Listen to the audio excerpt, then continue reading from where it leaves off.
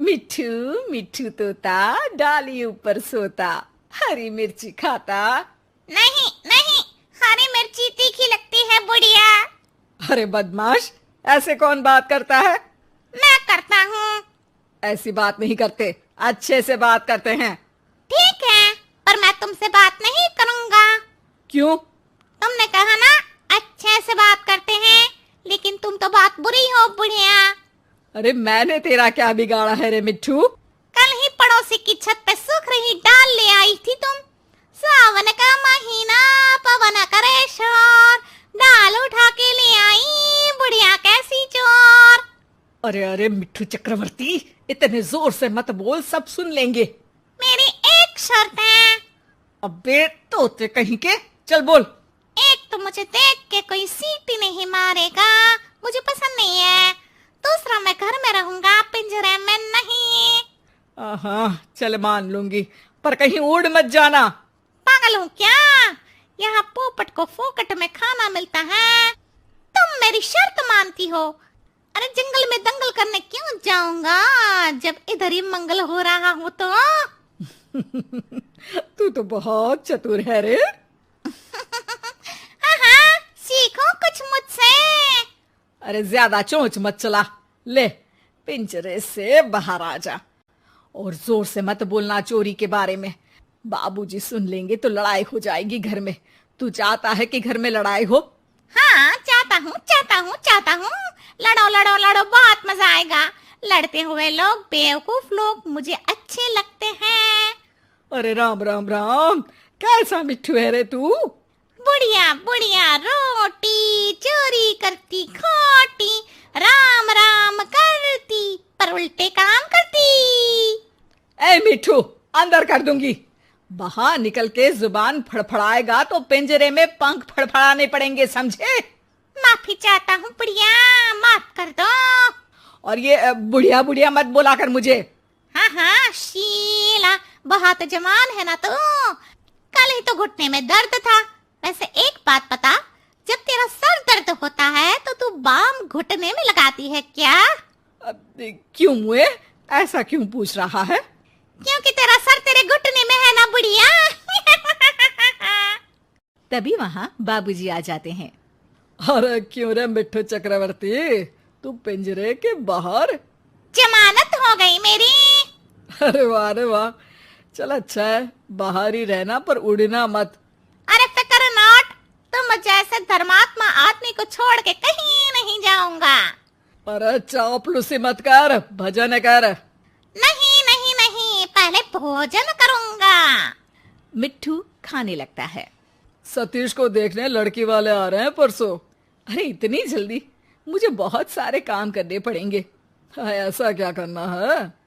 अरे दहेज की लिस्ट भी तो बनानी है। कार लूंगी, 10 लाख नगद लूंगी, जेवर, LCD, TV, double door fridge, सोफे, फर्नीचर। अरे तुमको पता है ना दहेज लेना पाप है। एक बार पाप करके अगर जिंदगी भर का ऐशो आराम मिले तो ऐसे पाप अच्छे ही होते हैं जी।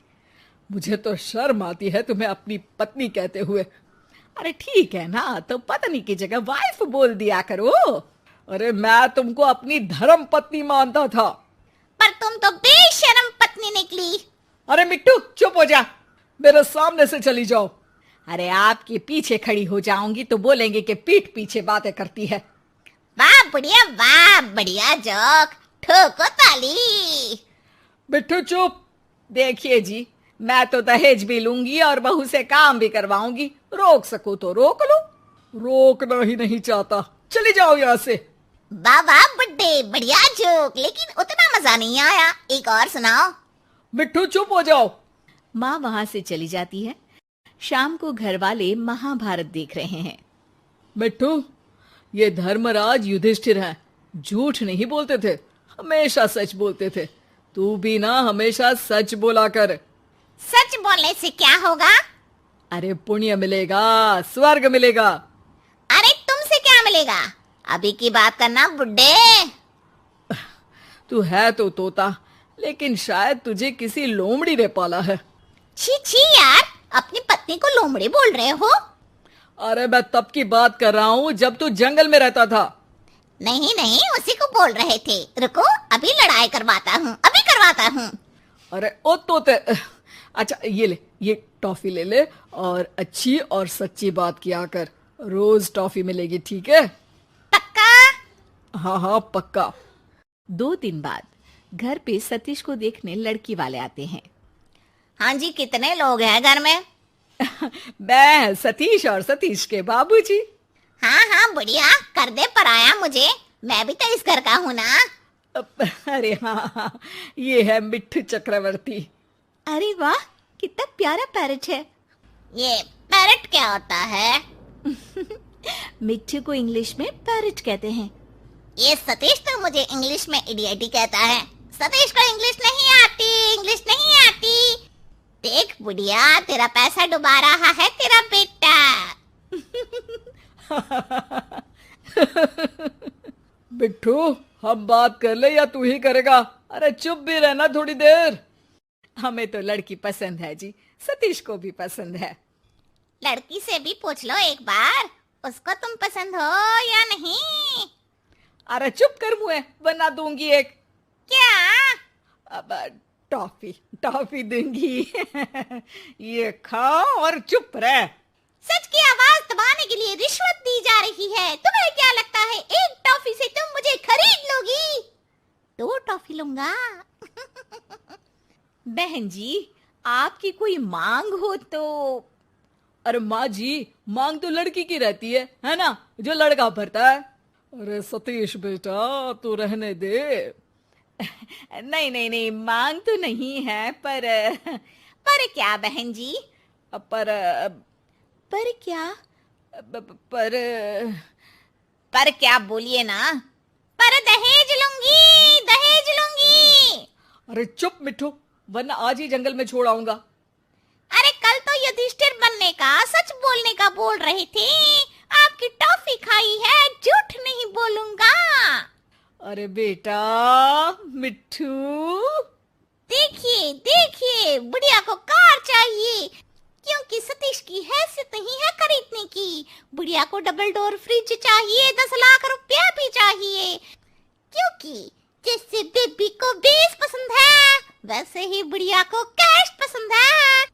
फ्री फुकट का ऐश पसंद है। मिट्ठू, अब तो तेरी खैर नहीं है। बुढ़िया, तेरे हाथ नहीं पहुंचेंगे। ज्यादा नाटक किए तो छत पे से जो चोरी की थी वो भी बता दूंगा। चोरी? हाँ हाँ, पड़ोसियों की दाल चुरा लेती है और पकाते वक्त शिकायत भी करती है कि कैसी सस्ती दाल खाते हैं पड़ोसी। और पता है अब तक इस घर में काम वाली बाई क्यों नहीं आई? क्यों नहीं आई? क्योंकि तुम्हारा इंतजार था। मिट्ठू की बात सुन के लड़की वाले वहां से चले जाते हैं।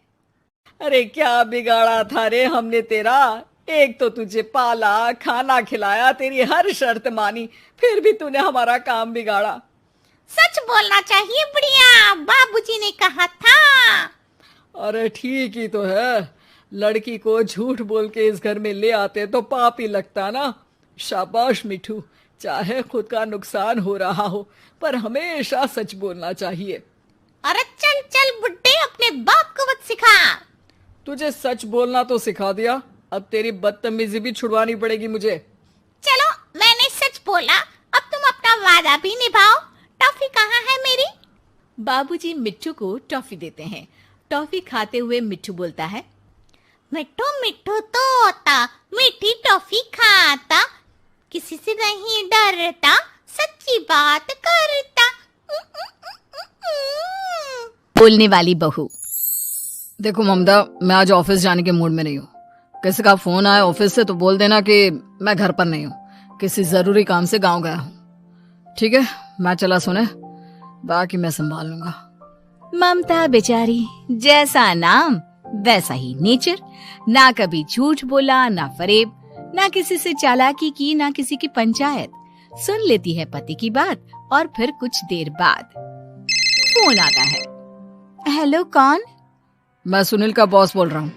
दफ्तर में इतना काम पड़ा है, अभी तक ऑफिस नहीं आया। वो क्या कर रहा है? फोन दीजिए उसे। जी वो तो सो रहे हैं, कह रहे हैं कि आज गर्मी बहुत है तो घर के मजे लेंगे। बॉस को बीवी की बात पर गुस्सा आ जाता है। तो उसे बोल दीजिएगा कि अब घर में गर्मी के ही मजे ले, कोई जरूरत नहीं है यहाँ आने की। ये बोलकर बॉस फोन रख देता है। ममता सारी बात सुनील को बता देती है। न जाने किस बेवकूफ से पाला पड़ा है, समझ नहीं आता, तुम्हारे कारण मेरी नौकरी चली गई। अरे झूठ बोलने में क्या जा रहा था तुम्हारा। ममता को समझ में नहीं आ रहा था कि उसकी खता क्या थी। अरे जो है वही तो बोला। फिर एक रोज, बहू, अरे बहू, कहाँ है तेरा पति? इस महीने घर के खर्चे के पैसे भी नहीं भेजे। क्यों, माँ बाप की फिक्र खत्म हो गई है क्या उसे? पाए लागू माँ जी, वो ये बोल रहे थे कि माँ को क्या है, घर का राशन, खेत का पैसा, मवेशी का दूध, फिर भी न जाने क्यों मेरे सर पर भार देकर बैठी है। तभी सुनील ममता के मुंह पर हाथ रख देता है। क्या रे कलमुँह है, हटा बहू के मुंह से हाथ। अरे क्या क्या बोलता है तू? वो तो इसकी झूठ बोलने की आदत नहीं है, इसलिए पता चल रहा है। देख मेरी सास कितनी शरीफ है। हाँ, तेरी माँ तो मोहल्ले की बदमाश है ना, और तेरी सास शरीफ है। बेटा ममता को देखता है और गुस्से से बोलता है। अब खड़ी खड़ी देख क्या रही हो, और भी कुछ कहना है क्या? माँ आई है ना, जाकर छाछ ले आ ठंडी वाली। ममता अंदर चली जाती है। माँ, इसके सच बोलने की आदत के कारण मेरी नौकरी जाते जाते रह गई। वो तो मैंने अगले दिन जाकर पैर पकड़ लिए मालिक के, नहीं तो। सब जानता है बहू की आदत नहीं है झूठ बोलने की, तो तू शांत क्यों नहीं रहता? क्यों उसे झूठ बोलने को बोलता है? फिर एक रोज, बहू, जा अपनी पड़ोसन के पास और उससे बोल कि वो लाल वाली साड़ी जो उसने नए साल की पार्टी में पहनी थी, तुझे वो चाहिए। ना माँ जी, मुझे नहीं चाहिए। वैसे भी कल जिस शादी में जाना है ना, वहाँ के लिए तो मेरे पास काली साड़ी है। सास सर पर हाथ रखकर, अरे बुद्धू, मुझे चाहिए साड़ी। वैसे भी तुम लोगों में तो साड़ी का लेन देन चलता है ना, तेरी भी तो उसने पहनी थी ना। हाँ माँ जी, वो क्या है ना, हम दोनों के कपड़े एक दूसरे को आ जाते हैं। मैं ले आती हूँ आपके लिए साड़ी। बहू पड़ोसन के पास जाती है। कैसी हो निर्मला, तेरी लाल साड़ी चाहिए थी। क्यों? तू तो बोल रही थी कि तेरे पास काली वाली साड़ी है, तू वही पहनेगी, फिर लाल का क्या करेगी? अरे मैं तो काली ही पहनूंगी, लेकिन मेरी सास ने देखी थी तेरी लाल साड़ी, वो नए साल की पार्टी में तूने पहनी थी ना, तो इसलिए वो मांग रही है। ये सुनकर पड़ोसन थोड़ा परेशान हो जाती है। देख ममता, तेरे लिए तो मैं एक बार को साड़ी दे भी देती, लेकिन तेरी सास के लिए नहीं। वो क्या है ना, तू तो जानती है कितनी गंदी आदत है तेरी सास की, खाया पिया सब कपड़े पर ही पोंछ देती है। मेरी लाल साड़ी बहुत महंगी वाली है, पता चले उस पर हल्दी तेल का निशान लगा हो। ममता घर आ जाती है खाली हाथ। ममता को देखकर, नहीं देना उसका लूटी ने साड़ी, अब आए तुझसे लेने तेरा सामान, अच्छे से बताती हूँ। माँ जी वो क्या है ना, मुझे तो वो दे रही थी, लेकिन आपके नाम पर नहीं दी। अरे किसने बोला था मेरा नाम लेने को? बोल देती तुझे पहनना है, लेकिन ना, तू तो ठहरी सच की देवी। न जाने सास क्या सोचती है और हंसने लगती है। अरे माँ, क्या हो गया? क्या सोचकर हंस रही है? याद है जब बहू को देखने गए थे? हाँ माँ, सही बात है। याद आ गया कैसे मेरी सास बाजार के खाने को बोल रही थी कि ममता ने बनाया है। और बहू ने आकर सब बता दिया कि ये सारा खाना तो बाजार से आया है, वो भी कल्लू हलवाई की दुकान से। ममता दोनों की बात सुन रही थी। हाँ माँ जी, वो कल्लू हलवाई का ही था।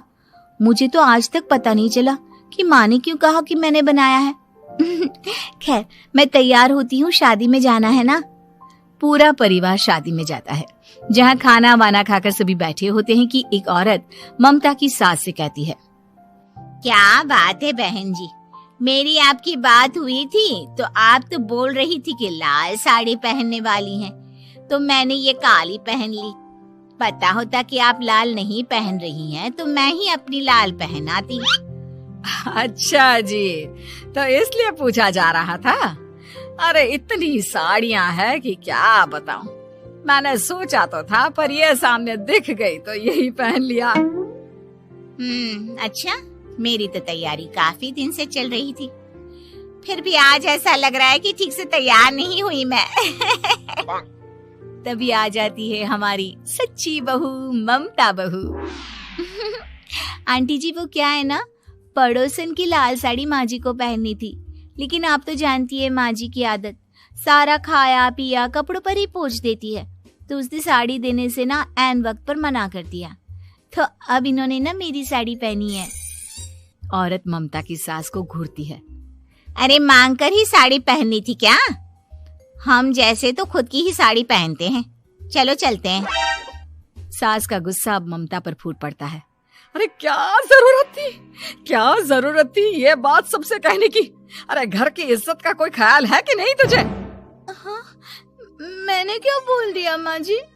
मुझे क्यों डांट रही है? मेरी गलती क्या है? ममता को रोता देख सुनील आ जाता है। अरे माँ क्या हो गया? पता है ना शादी का माहौल है। सास सारी बात बेटे को बता देती है। देख रहा है तेरी बहू का हाल। अरे इस लड़की को तो ये भी नहीं पता कि कब कहाँ क्या कैसे बोलना है। अरे लेकर जा इसे यहाँ से। सभी घर आ जाते हैं। सास का मुंह तो फूला ही रहता है कि एक दिन।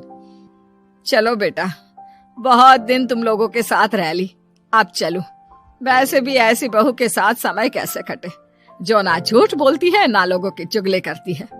अरे गांव में ही ठीक हूँ मैं, कम से कम 4 घर की खबर तो मिलती रहती है, वो भी मसाला डालकर। कैसी बात कर रही है माँ? अभी तो आई है, रह जाना, कितना अच्छा लगता है तेरे रहने से घर। तभी ममता आ जाती है। अच्छा लगता है, लेकिन आप तो बोल रहे थे कि न जाने कब तक रुकेगी, जाने का नाम ही नहीं ले रही। जाए तो कम से कम घर में थोड़ा सा फ्री सा तो फील करूं, यही बोल रहे थे कल माँ जी आपके लिए।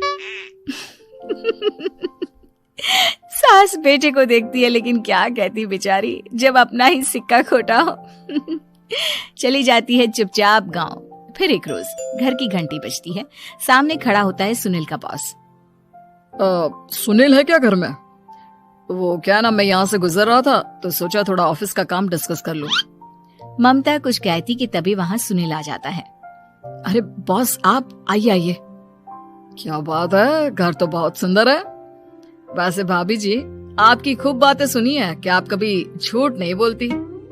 ये तो पता नहीं, लेकिन हमेशा सर कुछ न कुछ ऐसा बोल देती हूँ जिससे परेशानी हो जाती है। मैं ऐसा नहीं चाहती, लेकिन क्या करूँ। खैर बॉस कुछ देर रुकता है, काम की बात होती है। ममता के साथ सब चाय पीते हैं और जैसे ही बॉस जाने को मुड़ता है कि क्या जी, कितने नेक इंसान है, फालतू ही आप खड़ूस और निकम्मा बोलते हैं इन बॉस को।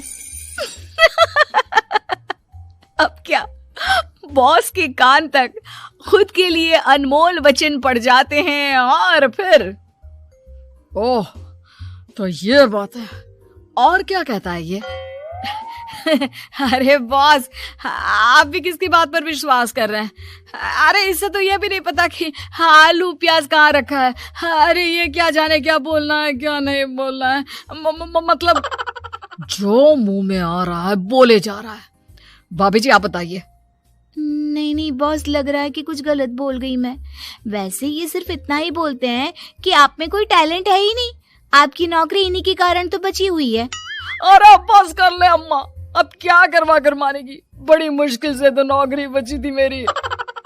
सही कहा, बची थी लेकिन अब निकल गई। तेरे टैलेंट के भरोसे चल रही है ना मेरी नौकरी, अब देख तू। अच्छा तो आप भी यही मानते हैं? वैसे ये बात तो है, सुनील काफी टैलेंटेड है। बॉस चला जाता है। सुनील सर पकड़कर बैठ जाता है। माना सच बोलना एक अच्छी आदत है, लेकिन ममता आज का समय ऐसा नहीं है। तुझे थोड़ा सा समाज को देखकर खुद को बदलना होगा, समझी? जी मुझे तो पता ही नहीं चलता कि मैं क्या गलत कर रही हूँ। यकीन मानिए मैं जानबूझकर नहीं करती। सुनील सोच लेता है कि वो किसी न किसी तरह अपनी बीवी के इस भोलेपन का इलाज करके रहेगा, लेकिन सवाल ये कि कैसे का जवाब अब मिल जाता है। और फिर एक रोज ममता की माँ आती है। ममता, तुझे तो पता है तेरे पापा का काम ठीक नहीं चल रहा है, कुछ पैसों की जरूरत थी, तेरे पास हो तो मदद कर दे बेटा। ममता माँ को घर खर्चे से बचाए पैसे दे देती है। पैसे देने के बाद सुनील आ जाता है। अरे सासू माँ, आज यहाँ कैसे आना हुआ? नहीं बेटा, वो ममता की याद आ रही थी ना तो आ गई। वो क्या है ना, पता है पापा का काम ठीक नहीं चल रहा है, तो माँ कुछ पैसे लेने आई थी। क्यों? यहाँ क्या पैसे का पेड़ उगा है? अरे कौन सी माँ अपनी बेटी के ससुराल का खाती है? कोई जरूरत नहीं है पैसे देने की। वापस कर दो माँ जी पैसे और निकलो यहाँ से। आगे से यहाँ पैसे लेने नहीं आना। सुनील ये बोलकर निकल जाता है। उसके जाने के बाद, बेटा ममता, तूने मेरी बेइज्जती कराने के लिए यहाँ बुलाया था क्या?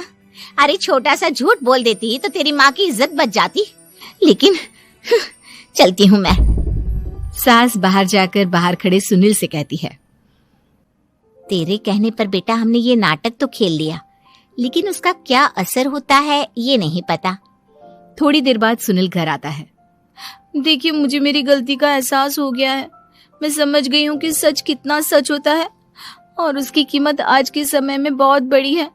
माफ करना, मैं आज से सच कभी नहीं बोलूंगी। क्या? कभी नहीं? फिर क्या, दोनों मियाँ बीवी खुश रहने लगते हैं, क्योंकि बीवी को थोड़ी सी झूठ की आदत हो जाती है। एक समय की बात है, एक गांव में सफेद साड़ी वाली चुड़ैल का आतंक था। चुड़ैल रात भर गांव में घूमती और गांव का जो भी आदमी उसे दिखाई देता उसे वो घायल कर देती। अरे कोई तो बचाओ, मर गया रे। एक रात हरिया अपने खेत से अपने घर लौट रहा था कि तभी अचानक उसके सामने चुड़ैल आ जाती है। अरे बाप रे, ये चुड़ैल कहाँ से आ गई? आज तो मैं गया काम से।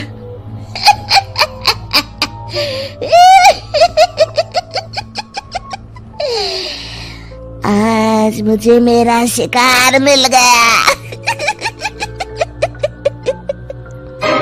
अरे चुड़ैल दीदी, मुझे छोड़ दो। जैसे ही चुड़ैल हरिया की तरफ बढ़ती है, हरिया वहाँ से भाग जाता है और अपने घर के दरवाजे पे पहुँचता है। अरे भगवान, जल्दी से दरवाजा खोलो, मेरे पीछे चुड़ैल पड़ी है। हरिया की पत्नी जल्दी से दरवाजा खोल देती है। अरे आप इतना हाफ क्यों रहे हैं? अरे मेरे पीछे चुड़ैल पड़ी है, आज तो मैं बाल बाल बच गया। जल्दी से सभी दरवाजे और सभी खिड़कियों को बंद करके बत्ती बुझा दो। तभी चुड़ैल हरिया के घर के पास पहुंच जाती है। अरे वो आदमी कहाँ गायब हो गया? मैं भी देखती हूँ आखिर कब तक बचेगा। मैं अपने शिकार को इतनी आसानी से नहीं छोड़ती। इतना कहकर चुड़ैल वहाँ से चली जाती है। वहीं दूसरी तरफ हरिया और उसकी पत्नी दोनों अपने घर की खिड़की से ये सब देख रहे होते हैं। अरे बाप रे, ये तो बड़ी डरावनी चुड़ैल थी। अगले दिन ये बात आग की तरह पूरे गांव में फैल जाती है और धीरे धीरे लोग चुड़ैल के डर के मारे शाम होते ही अपने घरों से बाहर निकलना बंद कर देते हैं। कुछ दिनों के बाद, भाई मैंने तो इस चुड़ैल के डर के मारे रात को अपने खेतों को पानी देना बंद कर दिया है। कहीं मेरी फसल सूख गई तो मैं तो कहीं का नहीं रहूंगा। साहूकार का कर्जा कैसे चुकाऊंगा? अरे भाई, पूरे गांव वालों का यही हाल है। पता नहीं ये चुड़ैल हमारे गांव में कहां से आ गई। फिर एक दिन गांव के पास वाली नदी के किनारे एक बहुत बड़े तांत्रिक के आने की बात कुछ गांव वालों को पता चलती है। वो लोग जाके ये बात गांव के मुखिया को बताते हैं। मुखिया जी, नदी के किनारे एक बहुत ही पहुंचे हुए तांत्रिक बाबा आए हैं, हमें उनसे मदद मांगनी चाहिए। मैंने सुना है वो बड़े बड़े भूतों और चुड़ैलों को अपने वश में कर लेते हैं। मुखिया जी सभी गांव वालों को लेकर उस तांत्रिक के पास पहुंच जाते हैं। ओम फट स्वाहा, ओम फट स्वाहा। तभी तांत्रिक अपनी बंद आंखों को खोलकर कहता है, क्या बात है, तुम सब लोग यहाँ क्यों आए हो? मुखिया जी उस तांत्रिक को सारी बात बता देते हैं। अच्छा, तो ये बात है। और तांत्रिक अपनी आंखों को बंद कर लेता है। मैं देख रहा हूँ तुम्हारे पूर्वजों ने बहुत पाप किए थे, जिससे ये गांव अब श्रापित हो चुका है। उसी के फल स्वरूप तुम्हारे गांव में चुड़ैल आई है। ये चुड़ैल बहुत खतरनाक है, ये किसी को नहीं छोड़ेगी। हे भगवान, मर गए रे, अब क्या होगा?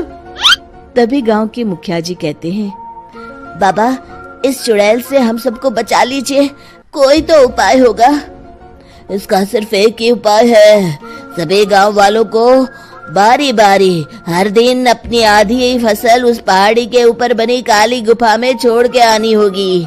तभी उस चुड़ैल की भूख मिटेगी और श्राप का प्रभाव खत्म हो जाएगा और तुम सब जिंदा बच जाओगे। सभी गांव वाले उस तांत्रिक की बात को मान लेते हैं और वहां से चले जाते हैं। फिर अगले दिन से रोज उस गांव के लोग बारी बारी से अपनी आधी फसल उस काली गुफा के पास जाकर रखाते। कुछ दिनों बाद हरिया की बारी आती है। बाप रे, आज तो मेरी बारी है उस काली गुफा में जाने की। क्या करूं? वो तो बड़ी खतरनाक चुड़ैल है, मेरे तो हाथ पैर कांप रहे हैं। फिर हरिया डरते डरते अनाज की बोरियां अपनी बैलगाड़ी में लाद देता है। तभी हरिया की पत्नी उससे कहती है, देखो जी, संभल के जाना और किसी भी हालत में शाम होने से पहले वापस आ जाना। उस चुड़ैल का कोई भरोसा नहीं है जी। हरिया बैलगाड़ी में बैठते हुए कहता है, भगवान, मैं क्या वापस आऊंगा? लगता है अब तो मेरी खबर ही आएगी। इतना कहकर हरिया वहां से चला जाता है। रास्ते में जंगल से गुजरते हुए हरिया की बैलगाड़ी का एक चक्का बड़े गड्ढे में फंस जाता है। हे भगवान, अब ये क्या मुसीबत है? हरिया नीचे उतर के पूरी ताकत से अपनी बैलगाड़ी को गड्ढे से निकालने की कोशिश करता है।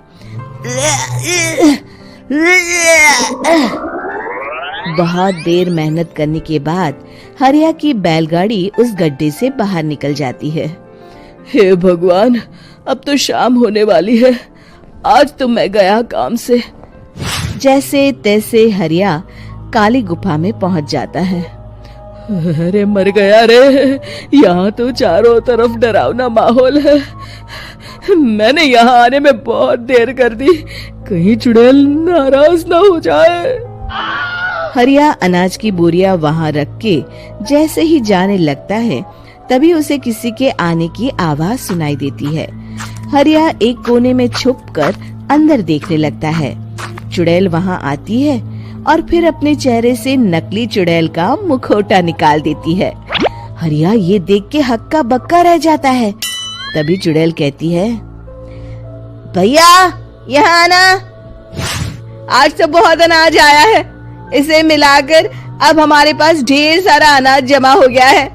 कल ही हम इसे शहर में बेच आएंगे और माला माल हो जाएंगे। तभी अंदर से नदी के किनारे वाला तांत्रिक बाहर आता है। अरे, ये तो तांत्रिक बाबा है। हाँ, अब तो हम दोनों की जिंदगी मजे में कटेगी। गांव वालों को बेवकूफ बनाना इतना भी मुश्किल नहीं था। लोग तो तुम्हें सच में असली चुड़ैल समझते हैं। हाँ, तुमने सही कहा। अब ये गांव वाले चुड़ैल के डर से जिंदगी भर इस काली गुफा में अनाज पहुंचाते रहेंगे। अच्छा, तो ये बात है। ये दोनों पूरे गांव वालों को बेवकूफ बना रहे हैं। अभी जाकर सबको बताता हूँ। हरिया उन दोनों की पूरी बातें सुन लेता है और जल्दी से वापस गांव में आता है। गांव वालों को पूरी बात बता देता है। इससे पहले वो दोनों हमारा अनाज लेकर शहर जाए, हमें उन दोनों को पकड़ना होगा। उधर दूसरी तरफ नकली तांत्रिक और नकली चुड़ैल बनी औरत एक बड़ी गाड़ी में सारा अनाज लाद के वहाँ से निकलने की तैयारी कर रहे होते हैं। जल्दी करो, इससे पहले हमें कोई देख ले, हमें यहाँ से निकलना होगा।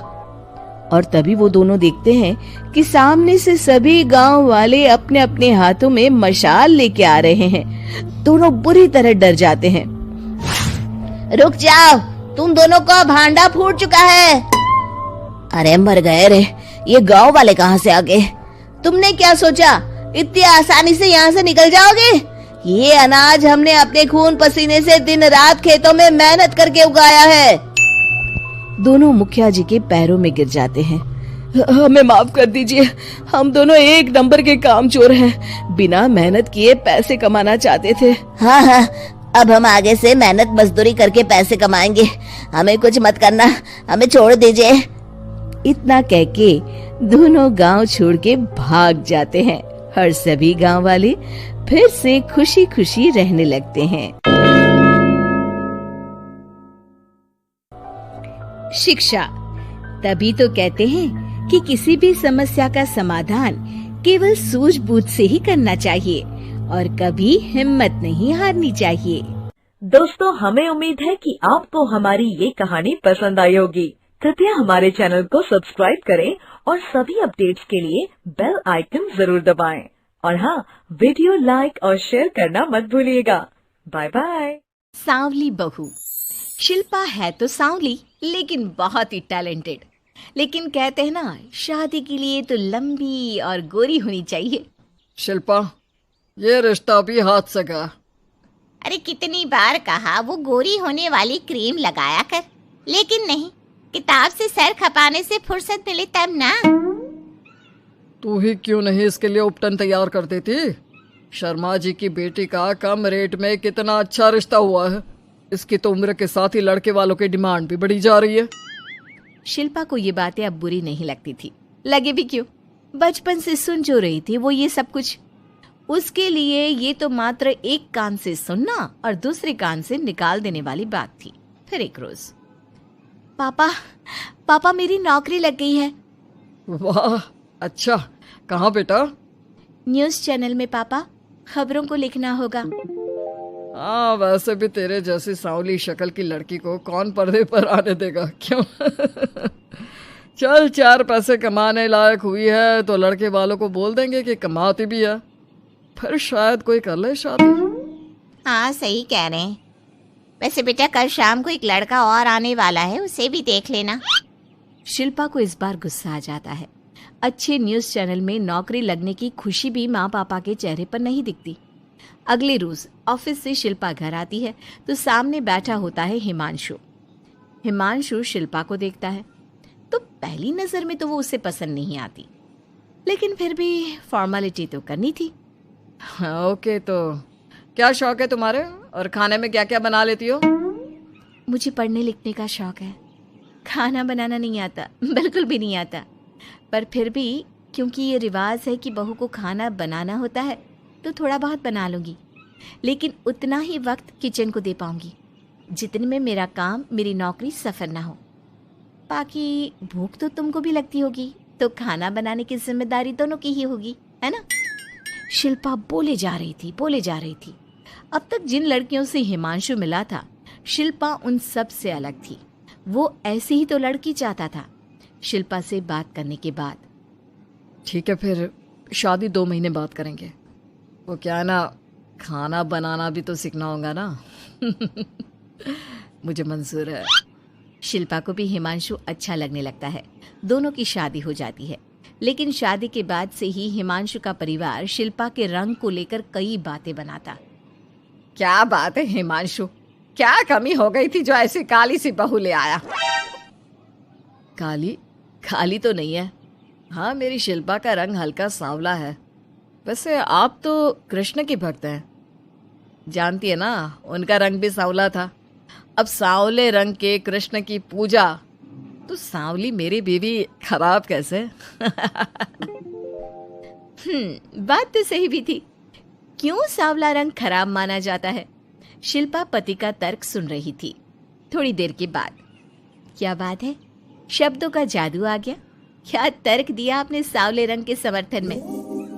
तो क्या तुम ही पत्रकार हो? अरे तुम्हारा पति भी कम नहीं है। शिल्पा रोज एक नई तरक्की छू रही थी। कभी विदेश दौरा तो कभी बड़े बड़े लोगों का इंटरव्यू।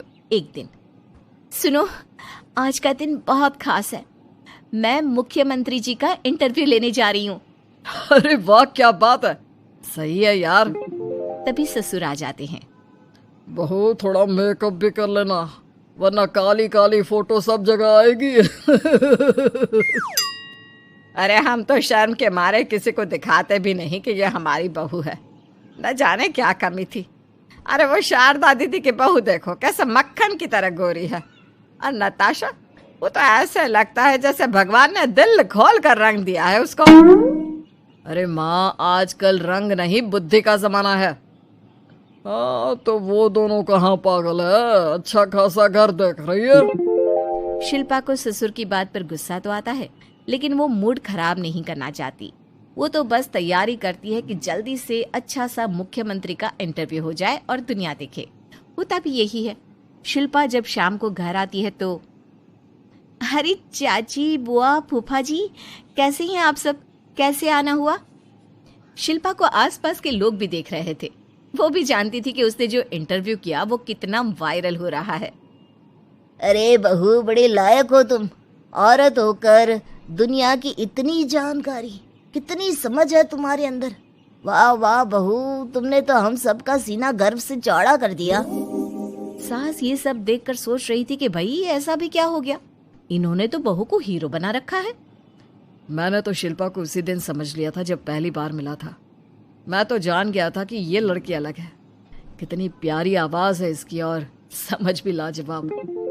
तभी बुआ सास बोल पड़ती है, और एक हमारी बहू है, सारा दिन टिकली बिंदी पर ही लगी रहती है। अरे दीदी, न जाने कौन कौन सी क्रीम लगाती है, अब तो चेहरे पर फोड़े भी निकल गए। कितनी बार कहा कुछ पढ़ाई आगे करके दुनिया में नाम कमाओ, लेकिन नहीं, बस सारा दिन शीशे के सामने खड़ी रहेगी। कोई बात नहीं फूफा जी, वो भी किसी की पसंद हो सकती है। हम लोगों का क्या, एक काम अच्छा कर दिया तो पूछ लिए गए, नहीं तो जमाना तो गोरी सूरत की ही तारीफ करता है। क्यों माँ जी? हाँ हाँ, वो क्या है ना, मैं जरा पानी लेकर आती हूँ, तू बैठ बहू। हाँ हाँ बहू, तू तो बैठ। वो क्या है ना, आज तो तुझसे बहुत सारी बातें करनी है। ये बता, कैसे दिखते हैं मुख्यमंत्री जी सामने से? जैसे टीवी में दिखते हैं वैसे ही दिखते हैं क्या? आए दिन लोग शिल्पा से मिलने आते, उसे अपने स्कूल या दूसरी जगह पर चीफ गेस्ट बनाते। ये सब देखकर पति तो खुश होता, लेकिन सुंदर बहू का सपना सास की आंख से उतर ही नहीं रहा था। फिर एक रोज, शिल्पा, पापा कहाँ है? माँ जमीन पर गिरी पड़ी है, वो बेहोश हो गई है। शिल्पा की सास को गंभीर बीमारी हो जाती है और फिर, आप लोग अपनी माँ की किसी बात को मना ना करना, उनका दिल कमज़ोर हो चुका है। दिल में कोई बात लगेगी तो उनके हार्ट अटैक आने के चांसेस हैं, तो समझ रहे हैं ना। कुछ दिनों में ठीक होकर सास घर आ जाती है और फिर एक दिन, देख बेटा, मैं मरने से पहले एक सुंदर बहू का चेहरा देखना चाहती हूँ। अरे मैं नहीं चाहती कि तू इस काली कलूटी के साथ रहे, छोड़ दे इसे। अरे कल को तेरे बच्चे भी ऐसे काले पीले पैदा होंगे और फिर हमारा खानदान देखने लायक नहीं होगा। शिल्पा सुन रही थी, वो परेशान हो रही थी। वो सोचती है कि एक बार वो अपने पति से बात करके देखेगी। सुनिए ना, मुझे आपसे बात करनी है। मुझे भी शिल्पा, मैं माँ के बिना नहीं रह पाऊंगा, तुम समझ रही हो ना। शिल्पा को दुख होता है, लेकिन वो क्या करती। वो हिमांशु को तलाक देने का सोच लेती है और फिर, शिल्पा माँ की हालत फिर खराब हो रही है, क्या करूं? माँ को सबसे बड़े अस्पताल में भर्ती करना होगा। लेकिन वहां तो बेड के लिए बड़ी बड़ी सिफारिश करनी पड़ती है। हाय रे, मेरा मन आता है, मैं मर न जाऊं, मुझे बचा ले बहू। शिल्पा को हैरानी होती है कि वो करे तो क्या करे। पर माँ जी, मैं कैसे? बेटा, मुख्यमंत्री जी से बात कर ले, उनसे बड़ी सिफारिश किसकी हो सकती है? तू बोलेगी तो शायद तेरी सास की जिंदगी बच जाएगी। शिल्पा सिफारिश से सास को बड़े अस्पताल में भर्ती करवा देती है, जहां लंबे समय बाद सास ठीक होती है। लेकिन इस बीच एक दिन भी शिल्पा उन्हें देखने नहीं जाती। सास जब घर आती है तो एक सुंदर सी लड़की उनका स्वागत करती है। ये कौन है और शिल्पा कहाँ है? मुझे तो मेरी बहू ही चाहिए। माँ कैसी बात कर रही हो? तुमने कहा था ना कि शिल्पा काली है और तुम्हें काली बहू नहीं चाहिए। ये रीना है तुम्हारी बहू। नहीं नहीं, मुझे माफ कर दो, मुझे तो मेरी शिल्पा बहू ही चाहिए। उसी के कारण आज मेरी जान बची है। मैं नहीं समझ पाई कि सुंदर शक्ल से ज्यादा सुंदर दिल और आचरण होना चाहिए। लेकिन अब क्या, अब तो देर हो चुकी थी। हिमांशु भी जानता था कि आत्मसम्मान वाली शिल्पा अब उसकी जिंदगी में वापस नहीं आएगी। अब तो शिल्पा को वे लोग बड़े बड़े चैनल की स्क्रीन पर देखते और अफसोस करते। शिल्पा चाहती तो कभी तुम्हारे लिए सिफारिश नहीं करती। अब तो आसपास के लोग भी घर नहीं आते। लोगों को लगता है कि शिल्पा ने हम लोगों को छोड़ा क्योंकि हम उसके लायक नहीं थे। सही बोल रही है माँ, हम ही तो उसके लायक नहीं थे। शिल्पा जैसी समझदार पढ़ी लिखी दुनिया की समझ रखने वाली लड़की को मैंने छोड़ा, सिर्फ आपके कहने पर। अब ये गोरी लड़की आपकी बहू हो सकती है लेकिन मेरी बीवी कभी नहीं। हिमांशु वहां से चला जाता है।